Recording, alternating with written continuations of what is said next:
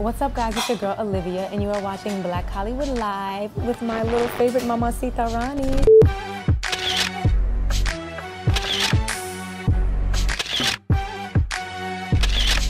Olivia Longott graced your TV screens for 3 seasons on VH1's Love and Hip Hop, but she made the big decision to move on and is now working on a lot of other projects.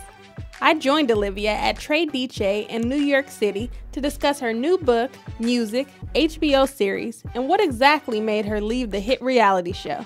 What made you ultimately decide not to do the show? Real acting.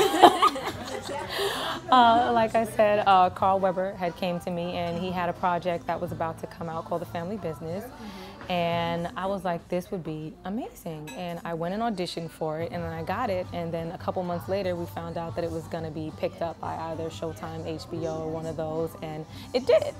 So I was like, okay, who would go back to that from this? And I'm really excited because my character is Jamaican, which I am Jamaican. Okay. So I hold I speak patois throughout the whole series. Wow. So I have to keep my accent. So it's gonna be crazy. And I have to kind of, I don't want to say dumb it down, but I can't, speak the real fluent because most Americans won't understand it. So it's going to be crazy. Like I won't have the Tay digs. I really think Tay, you had a bad accent in, in how Stella got a group back. I liked it.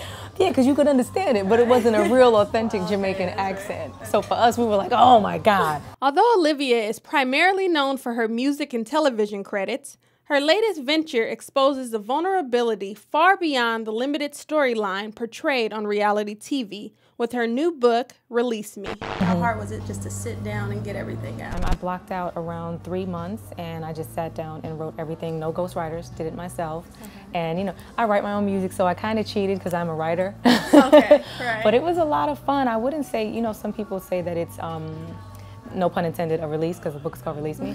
But it was more so refreshing to have, certain things out, because I wasn't going to give y'all everything. I know everybody be like, Olivia doesn't open up enough. I don't feel like I have to, though. Okay. I still don't feel like I have to be that personal. Like, artists never had to give you everything of them for you to buy their music. If you love their music, you love their music. You don't have to leave me. While chatting with Olivia, I quickly found out she wasn't as reserved as people think. One thing I will say about Rich is that he was very passionate, but being in the industry can change you, sometimes for good or for bad, and him being on the show was not a good thing, in my opinion, because obviously it drove us apart business-wise. And now I see when people say you shouldn't have relationships on the show, I don't think you should have business relationships either, because that's what it did.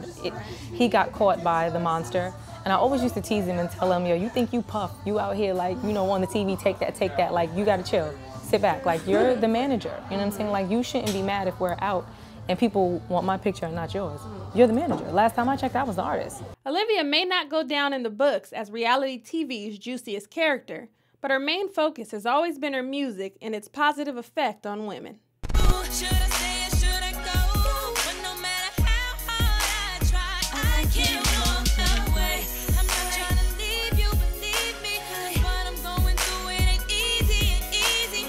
When I did the Walk Away record, because I was obviously talking about domestic abuse and how big it is for women, I couldn't even pinpoint one person. When that song came out, my whole timeline would be flooded of women who have went through it and were just so happy that I shared, because I have friends close to me who have gone through it, so it was personal for me. And it was amazing to just see women, come together and just be positive now.